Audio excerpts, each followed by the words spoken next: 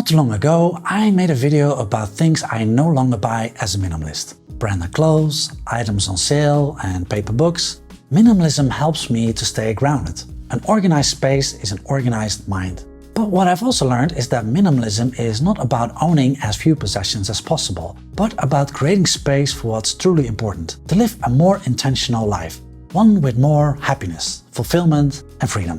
I am not an extreme minimalist. There are still things I spend money on. The difference from how I was living before is that I am now much more intentional about my purchases. They're not impulse buys. So here are 7 things I still buy as a minimalist. I have been working remotely for years when the pandemic started in 2020. So it's been interesting for me to see how the entire workforce was faced with the same issues I had struggled with before, working from home. What if you live with other people? How do you organize things? And even if you live alone, how do you separate work and your personal life? And how do you handle the loneliness if you're working home alone all day, every day? I have phases where I work from home, and I have phases where I work from a co-working space. If I get bored with one, I go to the other, and I like having that choice. A co-working space is great to meet other remote workers. I first met some of my best friends in a co-working space. And also, when I walk into a co-working space, I feel like working. At home, the leisure and work functions often become muddled and the world can start to feel very small.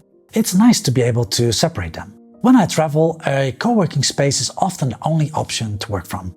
A place with reliable fast internet and comfortable office chairs makes all the difference in a workday. There are some cons. It can feel weird to have to pay to go to an office. There's also the commute with the heavy backpack, with my laptop and everything else. And I can't control my environment like I can at home. I've worked in many co-working spaces in different countries, and they come in all shapes and sizes. Some have a very active community with lots of events, and others resemble a traditional office. Now, I like to work in silence, but not all co-working spaces have a dedicated quiet space. Or if they do, someone may be typing away at a loud mechanical keyboard all day long.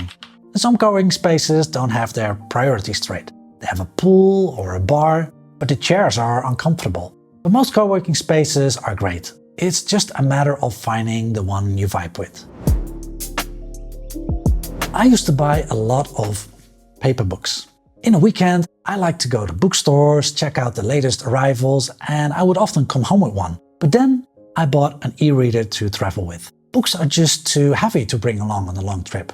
Now I could read whatever I wanted, wherever I wanted, with the click of a button. And I wasn't limited to a certain number of books. It was like when I first got an iPod to replace my Sony Discman. Remember the time?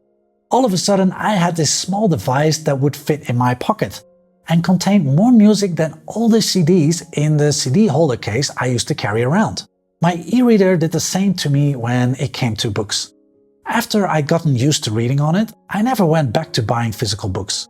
I love how you can access so many books with the click of a button anywhere, anytime. And it's small and super light, so I can keep my living space clean and minimal. And I can take it with me anywhere. I read all kinds of books. I read a bunch of books about slow living, then I moved on to fiction, Kazuo Ishiguro's Clara and the Sun and Never Let Me Go, Oliver Bergman's 4,000 Weeks after that, and now I'm reading a book about subscribe buttons. And the author makes this interesting point that if you like this video, you should definitely subscribe. And right now, I'm reading mostly legal thrillers. The latest John Grisham and the first 2 books in the Lincoln Lawyer series by Michael Connelly. It doesn't have to be high literature. I find it more important that I'm reading. What I like about an e-reader is that I can export highlights, which I'm now using to build a book summary database in Notion. It'll be my second brain, which is a concept popularized by Tiago Forte that I'm learning about. I'm really excited about this. I've read so many books in my life, yet remember so little. It feels like such a waste. Can you imagine having a database full of book summaries you read in the last decade? I do sometimes miss the tactile feel of holding a book, flipping through the pages, the smell of it. So when I get nostalgic, I may go to a bookstore just to touch a few books. Or I'll borrow a physical book from my family or friend. But to me, as a minimalist, I go for digital books these days. I am a foodie. I don't eat out that much, I mostly cook my own food, but I love going to good restaurants at times and I budget for it. Eating out is an experience for me, especially after the pandemic when so many restaurants were closed for months. It's my weekend treat, especially when I'm in the city. I can look forward to it for days. I spend a good amount of time researching restaurants on Google Maps or in local newspapers, bookmarking the good spots. I like international cuisine, from Mexican to Indian and Thai to Italian. But what I don't like is sitting in a restaurant eating a mediocre dish and thinking to myself, I could make something better at home for 25% of the price they're charging me here. You know what I mean? That's why I do my research. And I don't mind paying extra or going the extra mile to have a great night out eating. Minimalism is not about never spending any money anymore. Instead, it's about being more intentional when you spend money. And to me, that means no impulse buys just because something is on sale, no branded clothes, no cheap souvenirs when I travel. I don't care about those things anymore. But eating an amazing meal in a restaurant always makes me happy, no matter what problems I have on my plate, pun intended. So I'll happily spend money on that. Something else I still buy as a minimalist is the screen cleaner. It's called Whoosh, I guess because that's what it does. You spray it on this cloth, clean the computer screen, then polish it with the other side, and whoosh, it's clean and shiny again. The screen gets dirty over time, and in the past I would just remove a spot or dust with my finger, but that would leave a fingerprint mark. Then, when the screen was covered in fingerprints, I used to blow on it and clean it with a cloth, but that's obviously amateur level. So, when I researched how to properly clean a screen and came across this brand, I was sold. It's just so nice to look at a clean screen. I also use it for my phone and it works equally great. Another thing I still spend money on, even though I'm a minimalist, is a gym membership. I do the occasional cardio workout at home, and when I do, I like to use the videos of Team Body Project on YouTube, but I can't do any weight training here.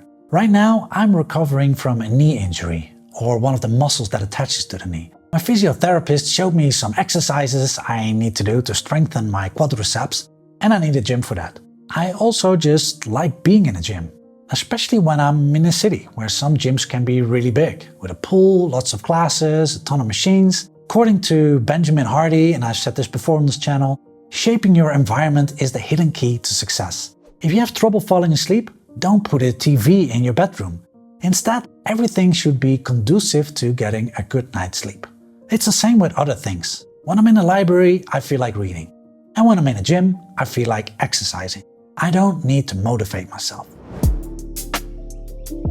My day doesn't really start before I have my first sip of coffee. In the last 5 years, I did a month without caffeine twice. I remember two things. One, I didn't love it, life seemed to have lost some of its colors. And the second thing, the moment of bliss when I drank my first coffee after a month. When I travel, one of the first things I check is if there's a specialty coffee shop in the area that does filter coffees, ideally a V60. I love the vibe of coffee shops, the craftsmanship of the baristas, the smell, the sounds. It just makes me feel like there's a raison d'être, that life is worth living. And when I'm at home, I make my own with an AeroPress. I did a video about it called How I Make Coffee with the AeroPress, which you can watch right here. There are so many things I don't spend money on as a minimalist. I don't own a car or TV, I don't have expensive hobbies, I don't buy designer clothes. But the one thing I splurge on is specialty coffee. I'll easily spend $20 for a 200-gram bag of some award-winning Brazilian coffee bean. I know that's crazy to some people, but trust me, you haven't tried this Brazilian yellow bourbon coffee with hints of peach and strawberry. It's something that adds a bit of fun to my life. If minimalism was only about stripping away everything, it would make it a very bleak lifestyle. To me, minimalism is a method to discard the things you don't really care about, the dead weight that isn't adding anything and can even drag you down, to create more space for the things that you do care about. Each morning when I have my first coffee, I feel good and happy. And that's what minimalism is about to me. One last thing I still spend money on as a minimalist is subscription services. Two in particular. The first one is Spotify. I used to spend so much money on CDs. And then I'd carry them around in a case on my way to school together with my bulky Sony Discman, so I could listen to more than one album. Spotify has been such a game changer. I'm a premium member and I don't understand why anyone would not pay the $10 a month to get access to the music of almost any artist you've ever heard of. I need some time in the sunshine. Slow it right down. I would easily spend 10 times that on CDs every month. And then I'd have to stock them somewhere too, similar to physical books. Another subscription service I pay for is Skillshare. It's also $10 per month.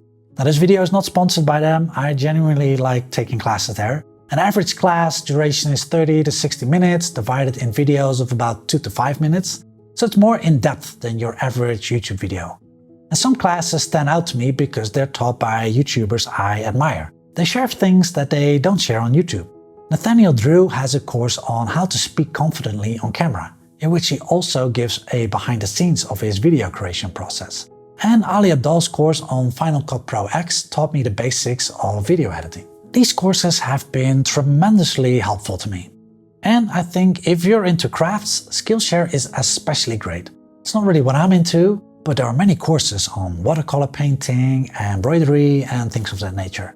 Now, a lot of the skills you can learn on Skillshare, you can probably also learn on YouTube. So it's definitely not necessary to get a Skillshare subscription. If you want to try it out, there's a link in the description below that lets you try it for free for 1 month. I love learning, so for me it's a no-brainer, even as a minimalist, to spend money on a resource like this. As I said, I'm not an extreme minimalist. There are still things I buy, but I'm way more intentional about what I spend my money on and what I surround myself with. If you're interested in that, I published a video called 5 things I no longer own as a minimalist, which you can watch right here.